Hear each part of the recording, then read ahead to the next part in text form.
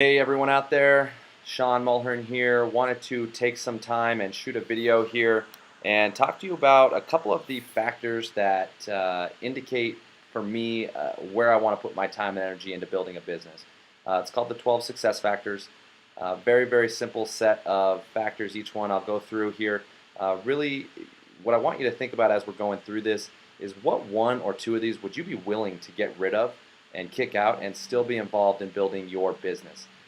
This is a really, really simple thing to do. So what I'm going to do is go through this and just keep in mind, I would not get involved with any business and let it fit unless it fit every single one of these criteria. So just to start, there is, just so we know the stats and we're on the same page, there's a 95% failure rate within multi-level marketing. That's huge, huge. That means more than 9 out of 10 people fail. They don't make money and they end up quitting. So why is that? Some of these success factors really relate to why that is. And again, so let's just jump right in and let's go through them. So success factor number one, in my opinion, is really the most important one that we've got out here. It's a high customer reorder rate. How many of your customers are reordering? So it's not about how many customers you or your team find, it's how many you keep. And that's the big difference here. Is if you've got customers that are choosing your brand regardless of your business model, get the business model out of your head. If you've got a customer that's just going to shop here regardless, you're going to have a strong business. So what's your customer reorder rate with your company? If you're already in one, if you're looking at a company right now, call the company, call the person and ask them, what's the customer reorder rate for this business? If they don't know, probably not a good sign. If the company won't tell you, definitely not a good sign. But on average in MLM, the industry average is about 20 to 45%. So you're going to have some residual income there.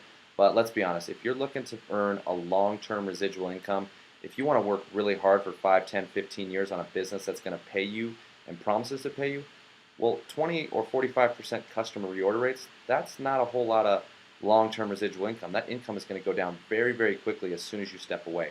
I consistently hear people and leaders in other businesses saying they can't really take more than 2 to 3 weeks off of their business or their team starts to decline and their checks start to decline. I personally saw that in a business that I built. Was able to build a business with a company. We built it to a point that was really nice and stepped away. And within about a year, year and a half, our income just plummeted. So there was some residual there. We still earned checks, which was nice. But I was thinking I wanted something that 5, 10 years later still pays me. So for me, I would not get involved with anything that has less than a 90% customer reorder rate. The company I found has 90% customer retention. It's phenomenal, which makes me super happy. That's that long-term residual income I was looking for. So on to success factor number 2. This is another really, really big one, and it relates to how people get involved on the business side. You've got to have something with really low entry. So most of people's no's come from the buy-in. Let's be honest. If you're asking someone to spend $500, $1,000, it's not a big deal because you are franchising a business model and a product line that works. But that's where you get a lot of your no's. People just don't want to put that money out there to build a business, even though it has huge potential. So most of the buy-in that people, the reason people don't like a buy-in, most of that buy-in goes directly to the enroller, or in different systems, it goes into the leadership pool. So the leaders are sharing in that. So there's really not a whole lot of reason that you need a buy-in except to support a business model. So for me, I was looking for something with incredibly low entry where I could come up to a college student or someone that really, really needed to earn an income from home and was motivated but didn't have extra money. So I wanted something really low entry that they could go out and still have this amazing opportunity to build an income. So, I mean, just imagine how many more yeses do you think you would have if you didn't have a buy-in? I mean, it'd be outrageous. So not even for you. Think about your team. The mom next door or the guy down the street or the college student that's struggling with the buy-in and they're only going to enroll a few people here and there part-time. Paired with low attrition and not many people reordering, if you're having trouble with that buy-in, you're really not going to do too much. So finding something with low entry is really, really important. Success factor number 3, this is a really, really important one, and this just relates to normal business practices. You want something that's competitively priced. Whether you're a product or service-based company or you're looking at a product or service-based company, it's got to be competitively priced. Why would I go out there buy something that I could go right down to the store and buy for half the price? So most companies in the MLM industry are not going to actually compete in the real world market for their products based on price alone. So what I always tell people, and what you should do as well with your current business or the business you're looking at, is strip that business model away, take the product that they've got, um, put it on the shelves at the store that's going to be sold at, and just ask yourself, would this actually compete for market share? If a normal customer walked in and took a look at that product next to the product it would normally be sold against, uh, based on price alone, are they going to buy it? If the answer is no, well, that's kind of the answer for your business. Most of your business is built on customers, and customers buy based on price a lot. And yes, I agree. Almost any MLM company is going to have a higher quality product than what's out there, but there's no reason that they need to overprice the product. As soon as you overprice and overinflate a product, you're not competing in the real market. You don't really have a real business there. So find something that's competitively priced. I was looking for something that, again, was priced at what people were spending for that product, or potentially less, but right on that, without the business model, I want the product to compete for market share. Success factor number 4, this is a huge one. This was a paradigm shift for me. Something with low personal production. So most MLM companies need about $120 a month from their distributors and the people that are building to keep the business afloat. It's kind of the magic number with MLM. It's somewhere, sometimes a little less, sometimes a little bit more, but about $120. So if you've got $120, you're kind of backed into the price, which relates a little bit to that last success factor. If you've got, let's just say, a vitamin, and that's kind of all that you've only got a few products, you have to price that product to meet $120 somehow to keep the business afloat. So you've got to either charge a lot for one or two of your product, or you need to charge a little less for more.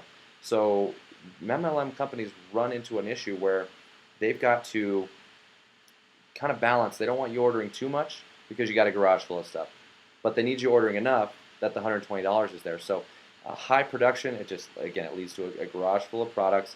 And then again, if people stop using the business side of things, well, then they're probably going to stop using the product side of things as well, because it's not what the average person is going to consume. So for me, what I was looking for, and a big paradigm shift, I wanted something that, again, a college student, the bachelor, the average person, average consumption, that they could just use in a month. Again, it keeps people ordering, keeps people shopping, because it's what they're going to shop for anyway. Success factor number 5, this is a huge one, low attrition. This really relates a lot to the customer reorder rates, but this is more on your business side of things. So low attrition. Attrition just means how many people are falling off. Again, it's not how many distributors you enroll, how many business partners you enroll, it's how many you keep building a business consistently. And again, at the beginning of this, we talked about it. There's a 95% failure rate within MLM, so that attrition rate is incredibly high. What happens there is people then stop ordering those products because, again, the price of the product is too high, the price of the monthly is too high, and if they're not making money or they're struggling with a buy-in, that's why people stop building the businesses. So look for something where you've got brand loyal customers, so if people stop using the business side of things, they're still shopping there because they want to. The customers are shopping there if there's enough value with that product line. Success factor number 6, really simple. Just if you can find something with no risk, great. Most of the companies, again, with a buy-in, you've got a risk there. You might not recoup that $500, $1,000, $1,500 or more investment. So, when you come over to your friends and family and you're asking them for $1,000 to start a business, or $500 or whatever it may be, be honest with yourself. That's one thing I struggled with my last business. Is it's a tough industry. It's simple, but it's not easy. We've got to go out there and be consistent. We want to work with people that want it. But when I went up and talked to someone that was like, hey, I really need to make some extra money, and I was like, yeah, you know what? This is a viable option, but yeah, you need money, but this is at $500 out of your budget on something you might not make that money back on. So search for something that's fully refundable. Products are refundable. Something that no one's going to get hurt on. They're not going to lose any money on. Something that the average person can go out there and do, and they're not going to risk anything. Success factor number 7, this is a great one, unique and consumable products that everyone consumes. You've probably heard, hey, you want a unique consumable product because then you're going to have those monthly repeat orders. That's residual income. But what most people forget is that you have to have something everyone is already consuming. So the example I use is vitamins. Vitamins are great. I take them. I love them. But not everyone takes vitamins. Not everyone has to take vitamins. If your budget starts to get a little tight, your wallet gets tight, the vitamins are going to go out the window. So you want something everyone's already consuming. So when you walk up to someone, if you're in a vitamin-based company, nothing wrong with that. If someone doesn't take vitamins, you really don't have a whole lot to talk to them about. But if you've got something they're already using every single day, and everyone they know is already using, you don't even have to ask if they use it. You've got a lot more people to talk to, and a lot more people to talk to means a lot more money to be made. So what you get when you have these unique products that, like a vitamin company, is that people have to go out there and it's not in their budget typically. So you've got to sell them on buying it. What I was looking for is I wanted something that was, again, everyday products. So it's the anyway dollar, something that is going to get spent anyway. So maybe they want to check out my brand and they want to shop with me. I don't have to convince anyone to buy, which is really nice. So if you can find a product or a service like that, great, you're on the right track. So on to success factor number 8, and this one's timing. A couple things about timing. I hear a lot of people jumping on board with startup companies, and that's great. They're exciting. I myself have jumped into a startup for the excitement, but the whole thought of, hey, you got to get in early and ride this wave, we're about to hit critical mass, is really untrue. It really feeds into the whole pyramid scheme thought that people have of this industry, because whenever you get involved, you have to make money. People that got involved with a business 10 years ago, some of those people make a lot less money than the people that got involved a year ago with some businesses out there, and it's because you're paid off production. Whatever business you're in, you're paid off production. So timing is a factor. You don't have to get in the very first people to get in, but take a look at the timing. Is it a company, are they selling records? Your timing's a little off, maybe 20 years ago. So where's the company going? What are they looking to do? Where are they expanding? What are they going to get into? So this one's going to be subjective. You've really got to look at your company and take a look at the timing. For me, I was looking for something that had been around for a while and still had a lot of growth potential because I knew the company was solid and I knew where they were going to be going. So success factor number 8 is take a look at the timing of the company, get ahead of the trends. Success factor number 9, the company's track record. This is incredibly important. Most companies in the MLM industry fail in their first 5 years. I think most people know that, but thousands of companies start up every year. That might be a high number, hundreds, but thousands of companies are out there, and most fail in 5 years. So just think about that. Why would you put your time and energy into a company if it's not 5 years old? Because you don't know if it's going to make it past that 5-year barrier. I wouldn't want to put 2 or 3 years into something. It's hard enough to build a business. Well, why put it in put your time in an area where the company might not be around? So, second, in terms of the company track record, where's the company's growth? This is a really big one, and again, this was a paradigm shift for me. The last company I was involved with had a huge growth over in Asia, and I really wanted to get over to Asia. I wanted to get into Japan, and it was just blowing up over there. But I live in Denver. I live in Denver, Colorado. It's really difficult to network with people over there. I don't speak the language. I can't communicate. So when I left that company, because a lot of the success factors here, the company did not meet those, a lot of them. When I was looking for my next company, I wanted something that had, one, consistent growth, shows the company's track record, and I wanted the majority of their business here in the United States. Or if you're in a different country, find something that has a lot of business in the country that you're in. So just to throw out some numbers, the company that I'm with, not to tout it, but is, at least as far as I know, it's number 1 in terms of where the company, most of the business comes from. There's 60% of our business here in the United States. The next closest competitor is Nu Skin. They've got 11% of their business here in the United States. So for me, again, I live in Denver, Colorado. Most of the people I talk to are in the United States. So people over here in the United States are shopping for what we use, and most of our business comes from the United States, which is nice. If I was in Asia, I would maybe be with a different company. There's a lot of growth in Asia, but I don't. So look at the company's track record, where they've been and where they're going. Success factor number 10, really simple, strong management. Most companies you see out there, unfortunately, are run by people that have had experience in MLM. Maybe it's a good experience, maybe it's a bad experience, but MLM makes a lot of money. You start a company, you can make a lot of money doing that. So when people get really good at building their business, a lot of times they'll band together with a few other people with MLM experience, and they'll start a business. So it's two different things. Being able to build an MLM business and build a team there is one thing. Running a company that's going to be financially sound for 20, 30, 40, 50 years down the road is another thing entirely. So for me, again, when I was looking for another company, I wanted something that was not run by people in MLM. I wanted something that was run by people from Fortune 500 companies that knew what they were doing, because again, I'm putting my time and energy into building something with long-term residual income. So 30, 40, 50 or more years down the road, this company is going to be around. That's what I was looking for. So for you, if you're looking for a company right now, are you looking for the next company to get involved with to make money, or are you looking for the last one? It's really important to think about that.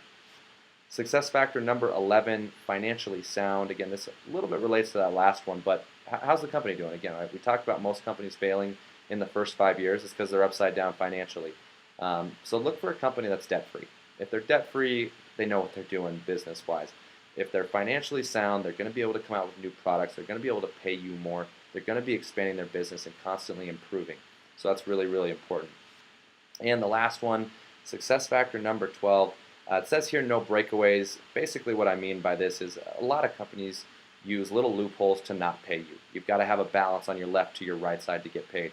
You have to enroll 3 people before you get paid. Breakaways, meaning you enroll somebody that does better than you. They're a rock star. They can actually leapfrog you in your compensation plan and you don't see any more income from them. Or they can leave your organization entirely and go to a different spot. It really goes against what this industry is all about. So a lot of times companies are going to penalize you for bringing in someone better than you. So again, it goes against business practices.